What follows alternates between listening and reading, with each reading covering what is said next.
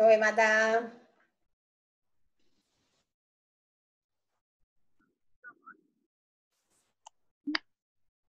Eu já estou aqui. Já lhe vi. Pelo menos já vi o nome. Já. Uhum, É. Vocês ficam aí no bem bom de pijama, né? Para eu não ver todo mundo aí no escurinho. Uhum. exatamente. É o bom da aula virtual, né? Aproveitar as Uhum, vantagens de cada instrumento. Tem razão. uhum.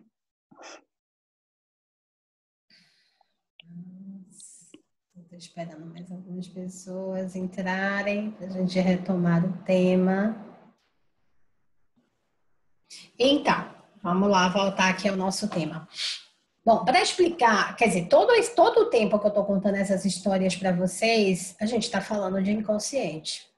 O inconsciente, então, veio, que é uma definição psicanalítica. Freud vai falar não só do inconsciente, ele vai falar do desejo inconsciente, que é um dos norteadores das decisões que tomamos. Isso significa dizer, gente, que grande parte das escolhas que fazemos na vida tem uma origem também inconsciente.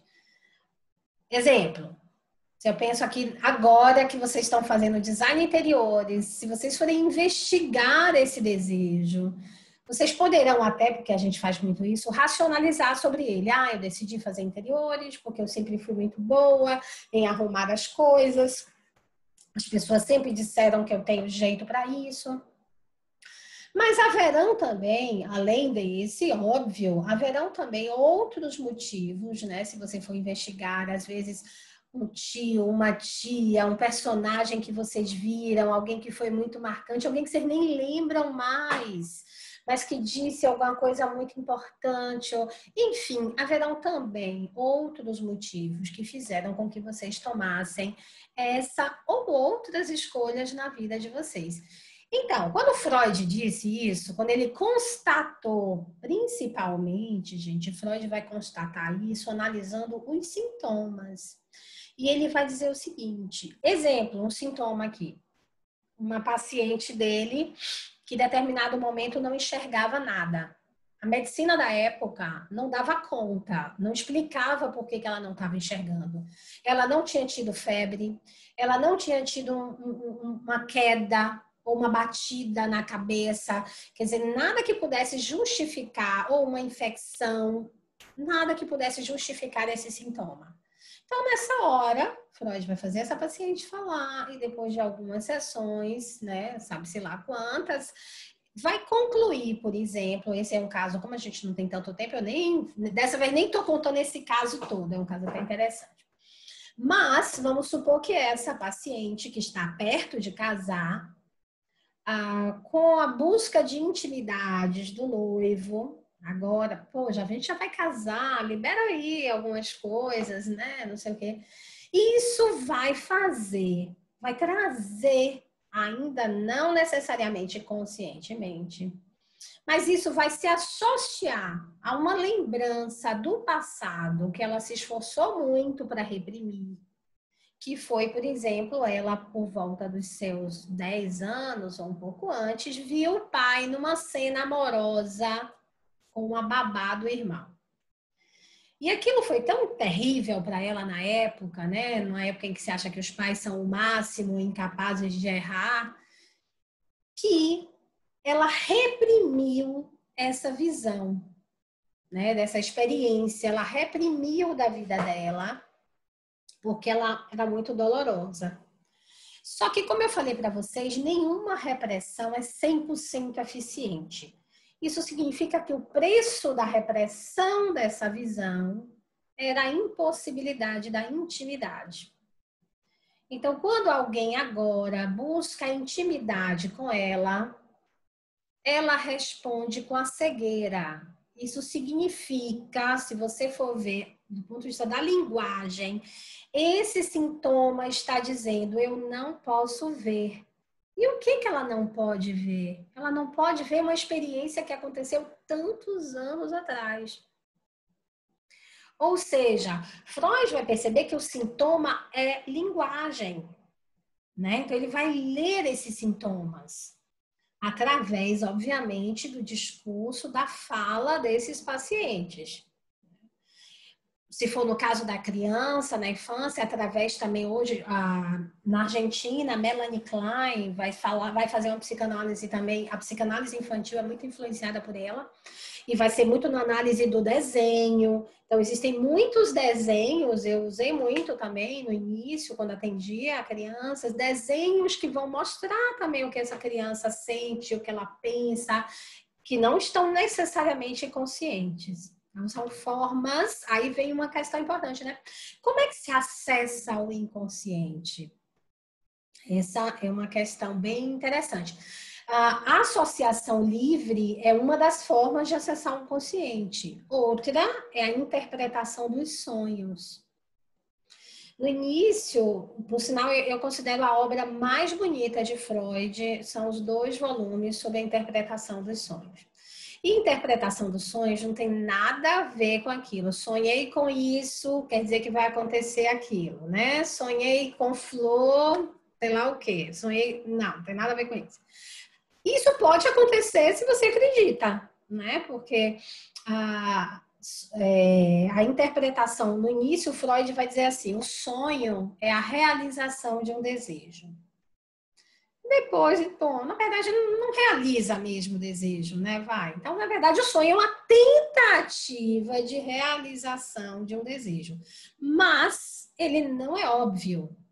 Porque da mesma forma que eu não quero lembrar, né, de um acidente, aí é uma repressão para me proteger, eu vou ter uma outra instância da qual eu vou falar daqui a pouco, que é o meu superego, que vai me proibir de saber de determinadas coisas que aconteceram no meu sonho. Então, para que eu possa sonhar, mas esse conteúdo não seja óbvio, acontecem 2 mecanismos no sonho, que são a condensação e o deslocamento. Condensação. O sonho é tão condensado que às vezes você deita ali num sofá 15 minutos depois do almoço e tem um sonho imenso. Quando você vai contar para alguém, parece que tem 1 hora de sonho e você só dormiu 15 minutos. Então, isso é a condensação que acontece no sonho. A gente não sonha a noite inteira, tá? A gente tem momentos do sono que você sonha. Nem todos os momentos do sono você sonha. E há quem não lembre nada dos seus sonhos. Há quem lembre. Quem desejar uma experiência incrível que estimula essa lembrança e isso Freud fez com ele mesmo, inclusive, anotar o sonho assim que você acorda. Tem que estar do seu lado, mas tem que ser assim que acorda. A cada momento do dia que eu relatar esse sonho, eu vou modificando ele. Então, ele só vai ser mais fidedigno se eu fizer isso assim que eu acordar. É uma experiência bem bacana de você ir analisando os seus próprios sonhos. Então, o mecanismo de deslocamento, eu já falei da condensação, o mecanismo de deslocamento, no sonho, eu sou capaz de deslocar o afeto de, de determinada coisa, de determinada pessoa para um outro lugar, fazendo com que fique difícil também de você entender. Então, de repente, você sonha casando com uma pessoa que você detesta. Meu Deus, que sonho é esse? De onde veio isso? Pode ser mesmo que você não deteste mesmo essa pessoa, né? É uma sinalização. Um sonho bem bacana, vou fazer um resuminho aqui para vocês. Esse sonho foi da minha professora. Ela estava perto de casar e ela tinha um sonho recorrente, vendo revistas de noivas, escolhendo o vestido, mas só tinha calça jeans. Aí ela passava a folha, meu Deus, mas cadê os vestidos? Não tem um vestido aqui para eu ver. Bom, ela, claro, vai interpretar o que era óbvio, de que ela, na verdade, não queria aquele casamento. Então, por isso que ela tinha recorrente esse sonho, né? Tanto que ela acaba não mesmo casando com essa pessoa, concluindo que ela não desejava realmente aquele casamento. Então, a interpretação não é tão óbvia assim, mas a interpretação é um dos mecanismos para você acessar esse desejo inconsciente. Tem alguém falando aí comigo no zap, gente? Deixa eu ver. Não. acessar esse desejo. Uma outra via para chegar ao nosso inconsciente, então a gente falou da associação livre, da interpretação dos sonhos e a interpretação dos atos falhos. Ato falho, tem gente que é mestre em fazer ato falho. Ato falho é quando eu quero dizer uma coisa e digo outra. E de um modo geral, ele é tão embaraçoso que quanto mais você tenta consertar, pior ele fica. É tipo você chegar no enterro e dar parabéns, por exemplo, à viúva. É horrível, é um embaraço geral, né? Todo mundo vai fingir que você não disse isso. Entre outros atos falhos, então nessa hora também há uma possibilidade ali de um conteúdo, né, que surge e do qual você poderia analisar. Bom, essas são algumas das formas de acessar o inconsciente. Mas, assim, o que nos interessa mesmo aqui, né? Além de ser interessante por si só o assunto, mas o que nos interessa do nosso ponto de vista profissional, essa questão. É que assim como nós, que temos todas essas complexidades e tanto de nós mesmos que não conhecemos, assim também o nosso cliente, né? Então, só que se a gente pensa, eu vou explicar agora um pouquinho para vocês o que é a neurose, a psicose, a perversão, mas eu nem vou me deter aos outros, por diversos motivos. Mas vou falar mais da neurose, que é o que a gente mais vai lidar, na verdade, né? Que leia-se aqui agora, gente, quem pensou aí, eu não sou neurótico, melhor reconsiderar, porque as outras opções são piores. Brincadeira, gente. É porque essa terminologia, coloquialmente, ela é muito pejorativa, tá? Para a psicanálise, neurose é um tipo de estrutura da personalidade. Então, você é um neurótico, como as pessoas dizem por aí, né? Você tá muito neurótica hoje. É quase sinônimo do que se pensava da histeria, inclusive. A gente vai ver que não é bem assim, tá? Então, vamos lá. Vou tentar aqui, cadê chat? Oi, Ellen, esqueci que tinha aula hoje, só lembrei agora porque eu... Oh, Sara, que bom que ainda você conseguiu entrar aí um pouquinho. Vamos lá. Eu vou tentar aqui, com esse quadro em branco, descrever mais ou menos como funciona a estrutura psíquica. Vamos ver se eu vou conseguir, gente. Bom, vamos lá. Isso aqui que parece um iceberg, vamos lá. Aqui seria o água. Bom, isso aqui, estou até deixando muito aqui, vamos lá. Isso aqui seria mais ou menos o nosso aparelho psíquico. Sendo que, cadê? Eu queria uma corzinha para botar aqui agora. Vamos lá. Sendo que essa parte que está fora da água é o nosso... escrever é difícil, viu, gente? É o nosso... consciente. Anotem aí de vocês. É o nosso consciente. Quer dizer, eu posso fazer isso com texto, tá? Vamos lá.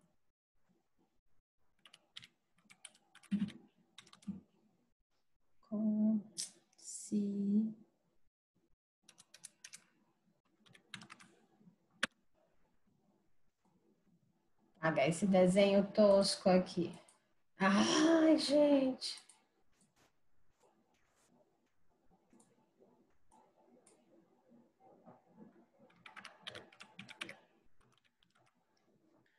Então, o consciente é a parte da qual a gente se relaciona com o mundo externo, tá?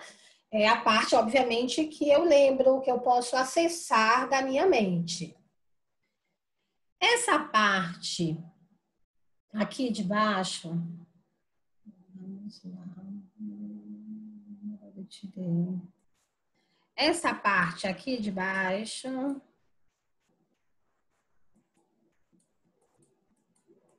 gente pode botar até aqui assim, é o meu inconsciente.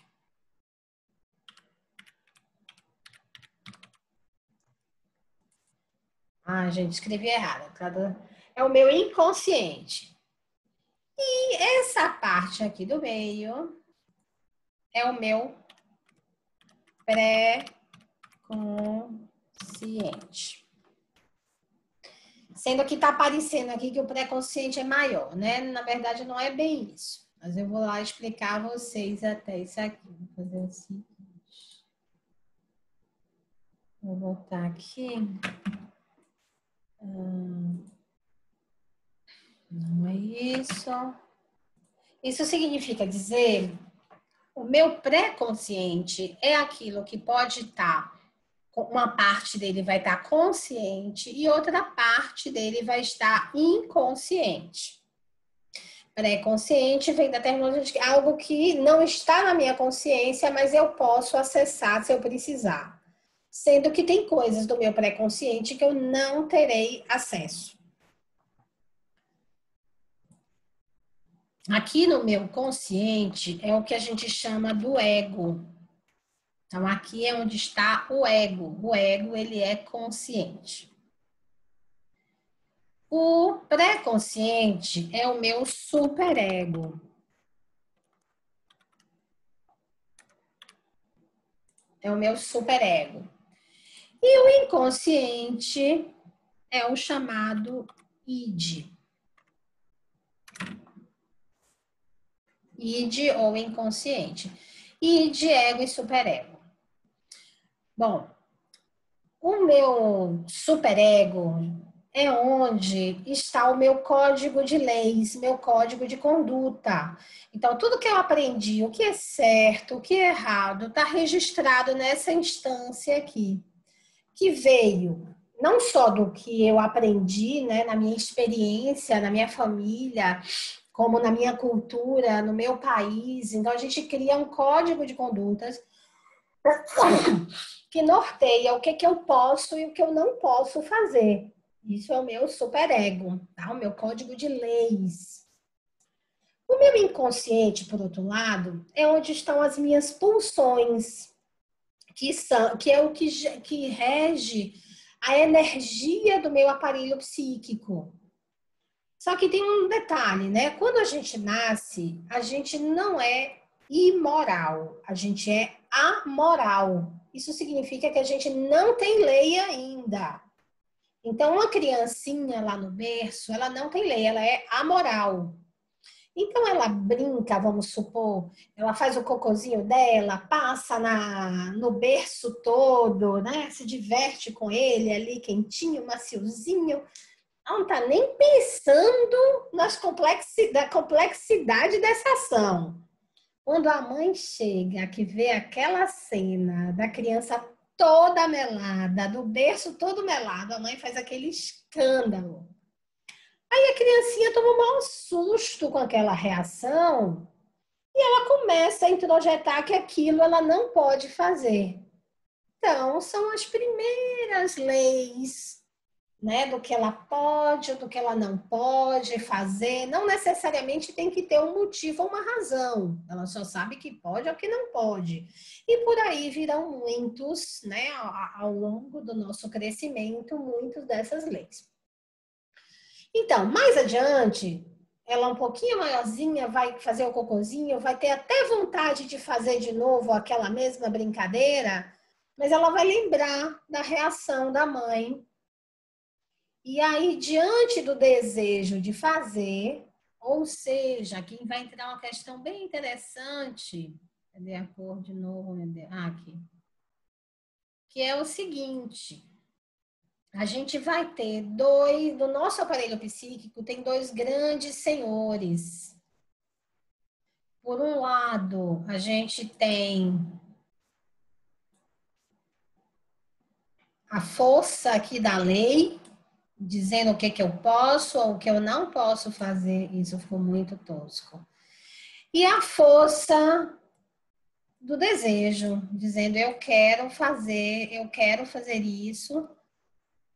Um exemplo bobo, porque está no nível de consciente, eu estou de dieta e quero comer um bolo. Então tá aqui meu inconsciente, ai, vamos comer um bolo, vamos, cheio de calda de chocolate, chantilly, brigadeiro em cima. E tá lá meu superego dizendo, não, você precisa emagrecer, você precisa perder peso. O conflito, só que normalmente esse conflito não é consciente, tá? Então, vamos supor agora um exemplo um pouco mais complexo do que esse.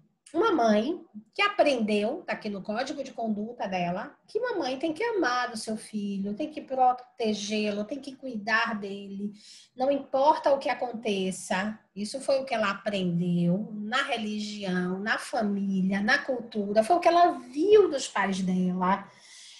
Então, só que por outro lado, esse filho é um drogadito que rouba, compra drogas, bate na mãe.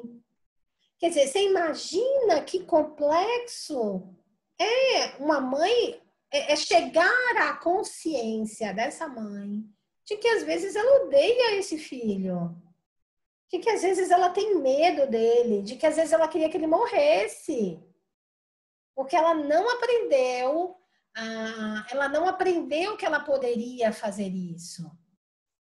Então, isso vai se constituir um grande conflito que vai ser solucionado, quando eu digo de mecanismos os mecanismos de defesa são do ego. Diante desse conflito, qual é a decisão? De um modo geral, ela pode sublimar, sublimação é um deles, então vamos supor, hoje, claro, se eu fosse perguntar, vocês podem estar curtindo a aula, eu espero que estejam, mas, tipo assim, pode haver o desejo de querer fazer outras coisas nessa hora, né? Poxa, eu podia estar vendo um filme ali, tá todo mundo ali batendo papo, conversando, e eu tô aqui na aula. É um conflito, porque há um desejo também de fazer outra coisa e aqui também o seu desejo de terminar o curso, de completar as suas tarefas. Esse conflito, inclusive, se chama sublimação. Nossa vida em sociedade só é possível porque sublimamos muito dos nossos desejos. Senão a vida social seria impossível.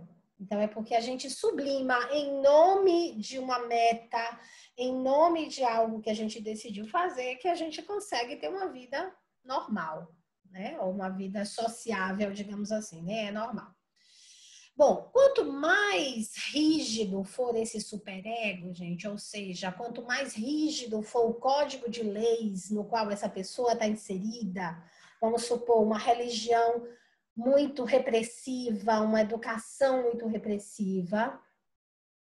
Quanto mais rígida for essa cultura, mais pressão eu vou estar fazendo nesse aparelho psíquico. E essa energia vai ter que sair de alguma forma, ela vai romper de alguma forma. Né? Então, não é à toa que algumas pessoas acabam não tolerando determinada pressão, acabam surtando, né? Acabam, enfim, rompendo das mais variadas. O uso da arte, por exemplo, é um uso muito saudável, digamos assim, de diminuição dessa pressão. Porque eu permito esse inconsciente de se romper, sem, no entanto, que seja de uma forma que vai incomodar aqui o meu superego, porque aquilo não é muito fácil de ser interpretado, de ser analisado. E quando eu falo também em defesa das nossas análises, então vamos supor que essa mãe aqui buscasse uma terapia, ela poderia aprender que ela precisa aceitar também essa ira, ela precisa acolher também essa ira, essa raiva. Isso não é anormal. E certamente ela precisa também se proteger desse outro, que é muito duro para uma mãe. Agora, quando eu digo assim, isso vai irromper de alguma forma. Então, vamos supor que um outro caso. Uma esposa com um marido insuportável, exigente, autoritário, e ela aprendeu que não, o marido tem que ser respeitado, eu tenho que atender às necessidades desse marido, etc, etc. Ao que ela vai fazer, apesar dele ser insuportável, apesar dele fazer exigências que ela não concorda, mas isso aqui poderá irromper de alguma forma, poderá irromper, por exemplo, ela poderá, mesmo atendendo, fazer várias pirraças, Alguns conflitos são bem assim, tá, eu vou fazer isso, mas também vou fazer um monte de pirraças. Então, e por aí vai, né? Haveriam várias formas de lidar aqui com essa questão.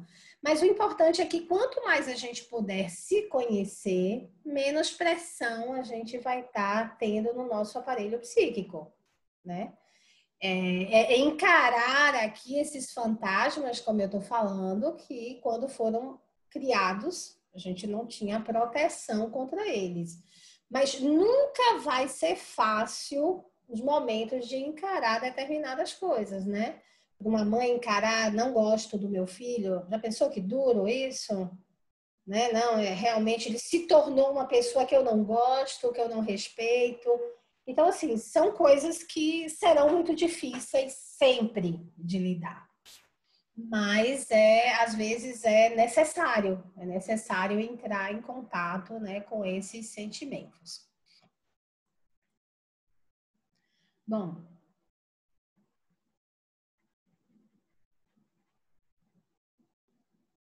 diante desse aparelho aqui psíquico que eu falei para vocês, na nossa relação, digamos assim, com o real é o mundo que está aí fora. Na nossa relação com o real, a partir da relação com o real, a psicanálise vai falar de 3 estruturas: neurose, psicose, perversão. Deixa eu ver se eu consigo chegar isso aqui. Poxa, uma vez escrito, eu não consigo movê-lo. Pena. Bom, neurose, psicose e perversão. Isso aqui significa, dentro daquela estrutura que eu estava falando para vocês, no caso da perversão. O perverso, vocês já devem ter ouvido esse termo muitas vezes, o perverso é aquele que sabe o que é o real, ele entende. Supor que ele chega para ser julgado por algo e o juiz pergunte: você está entendendo do que você está sendo julgado? O perverso é aquele que sabe o que é o real, sabe o que fez de errado.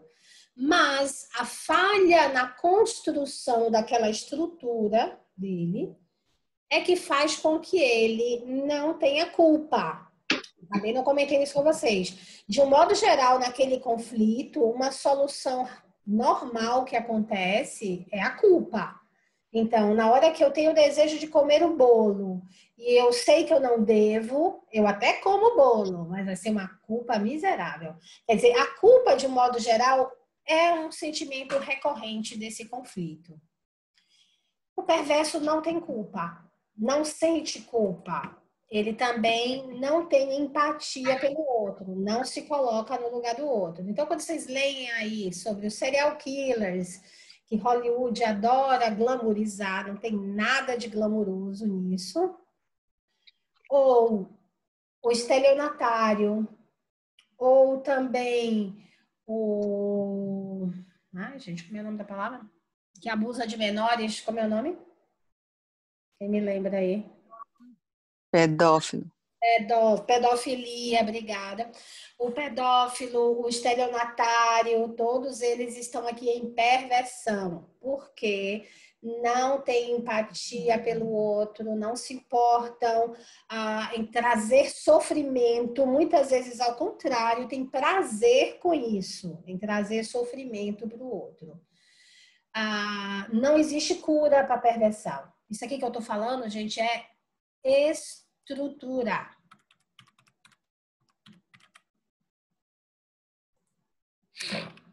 Estrutura.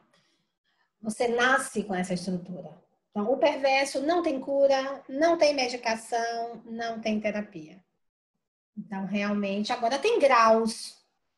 Tudo dentro da psicologia tem graus, tá? Você pode ser...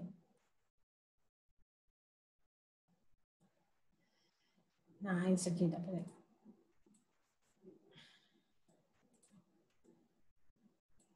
Peraí. Você pode ser... Ih, desenho feio, viu, gente? Aí eu vi. Vai melhorar, peraí.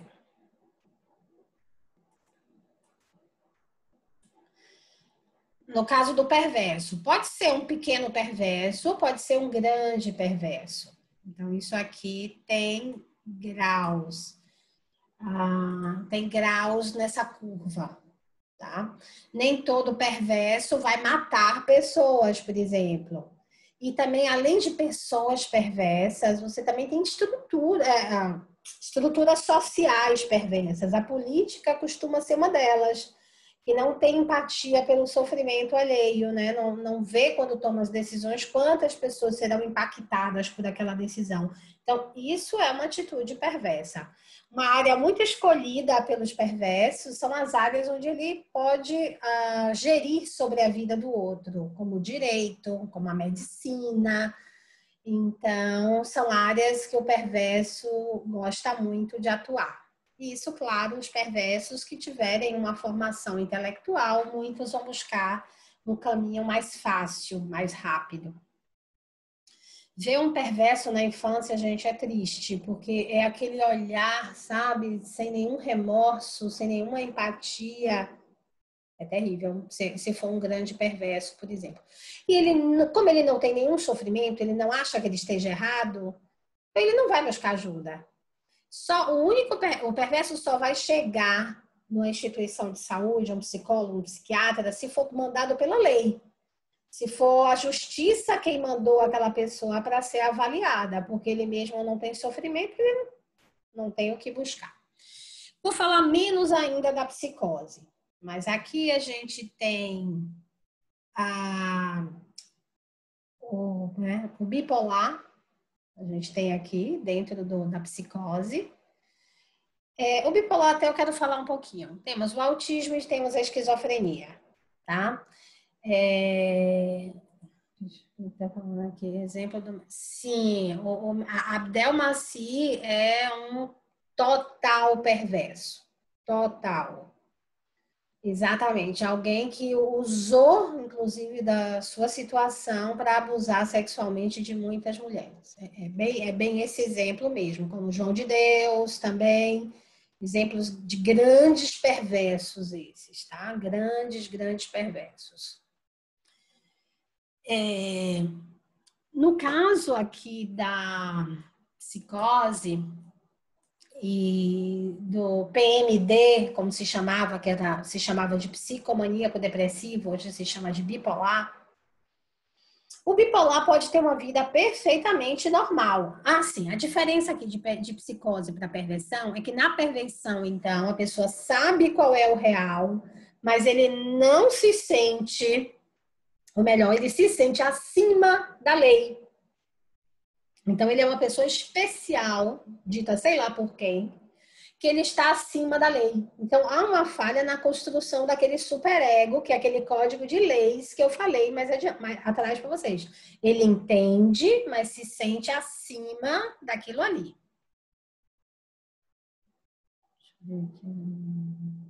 Mas se sente acima dessa lei. O psicótico não. O psicótico, ele tem muitas vezes a perda do real.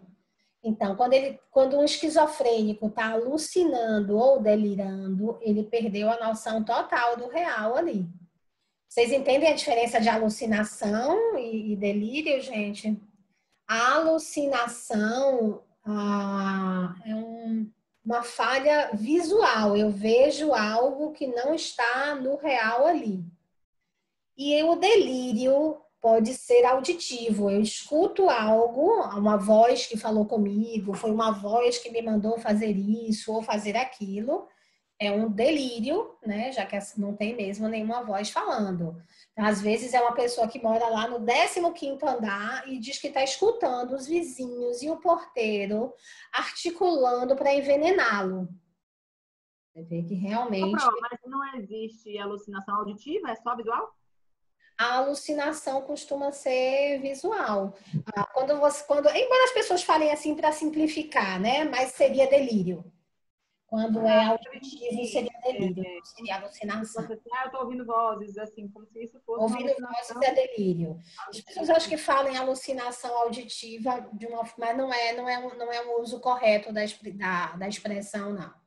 A alucinação é visual e o delírio é que é auditivo. Ou mental, tá? Às vezes é uma voz na minha cabeça aqui que está falando também.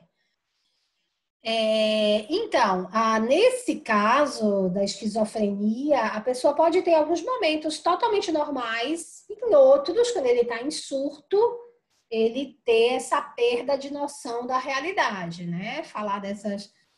Porque que o psicótico, de um modo geral, ele, se for um psicótico severo, ele vai ter uma perda do real imensa. Por exemplo, essas pessoas que ficam andando na rua. Inclusive, assim, a gente talvez possa medir, falando de uma forma simplificada, a gente pode medir o quanto a gente está próximo ou afastado do real. Não estou vendo se está gravando, é engraçado. Ah, tá sim. A gente pode medir, gente, sabe como? Pela relação com o dinheiro. Enquanto o outro tem alguma noção, porque o dinheiro é uma grande abstração da nossa cultura, né? Um papel que compra coisas, que tem um valor, pensa bem, a nossa capacidade aí de abstrair, né? De criar um símbolo.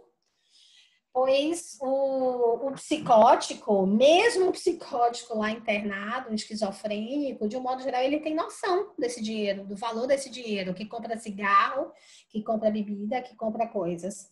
Mas esse transeunte, esse paciente psiquiátrico que fica andando na rua, de um modo geral, muito absorto em si mesmo, muitos deles não têm a menor noção do valor do dinheiro. Então, esses perderam totalmente a noção de realidade. Tá? A gente pode mensurar um pouco por aí.